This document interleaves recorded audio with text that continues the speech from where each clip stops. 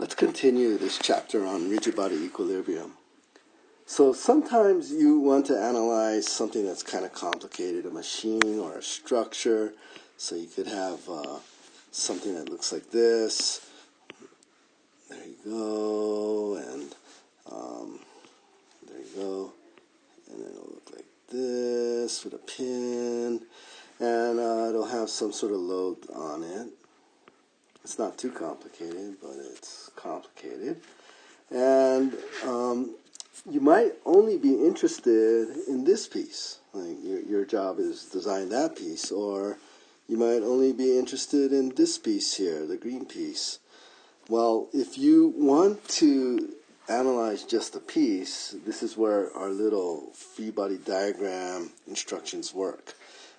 You make a loop around the piece that you're interested in. Okay? And then it might be that piece there. It might be this piece here. And as you can imagine, it could be anything. There could be lots and lots of different pieces that you could analyze. Well, two very special types of pieces are two force members, and this is very important, okay? We will talk about this quite a bit. And then there are three force members, which is kind of important. Well, there's probably 4 force members, 5 force members, 20 force members. But in the book, they concentrate on 2 force members and 3 force members.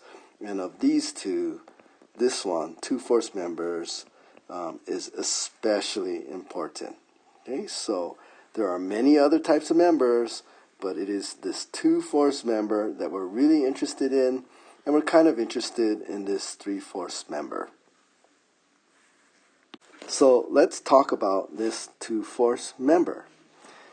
As the name implies, it has 2 forces, and these forces are on the end. So again, a 2 force member has 2 forces on the ends. What it does not have, it doesn't have forces in the middle or between the ends, and it does not have moments at the ends.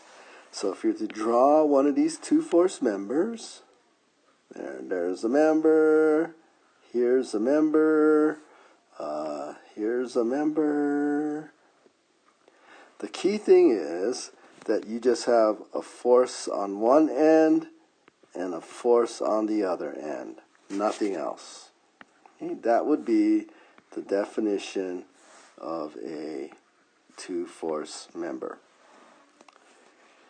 Okay, now let's talk about this a little more. I just randomly drew those forces on the end, but if you think about it, for the forces to add up to 0, these 2 forces have to be equal and opposite. So, for example, these 2 here will never add up to 0, no matter what the numbers are, unless they're both 0, in which case it's a 0 force member. But it's impossible to make 2 vectors add up to 0 if they're not equal and opposite. Okay, so this is not possible. And that's not possible because they're not equal and opposite. Now, for the moment to be 0, or the couple to be 0, this distance here, the offset parallel distance, must be 0. There is a couple here, so this is not possible either. None of those are possible. So if you think about it, the only way to have a 2 force member, so let me draw these again, is first of all, they have to be equal and opposite, and they have to be in a line, otherwise there'd be a couple. So look here, there's the line between the 2 ends. It would have to be like that. That would be a 2 force member. For this to be a 2 force member, go. So a two-force member has the forces equal and opposite, and they line up on the line between the two ends as I've drawn there. Okay, so for example, again, this cannot happen because the forces are not parallel, so they'll never add up to 0. This cannot happen because even though they're equal and opposite, there will be a moment because they're offset. The only way you can have a two-force member is if that they're equal and opposite and they go through the line connecting the two ends. This concept of two-force members is very important. Remember this when we do trusses. Okay, let's talk about three-force members now.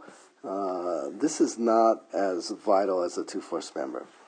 So like the name says, three-force members have three forces. They also have no moments. It says three-force member, not three-force member and a moment member. Usually you have one force on each end and one in the middle.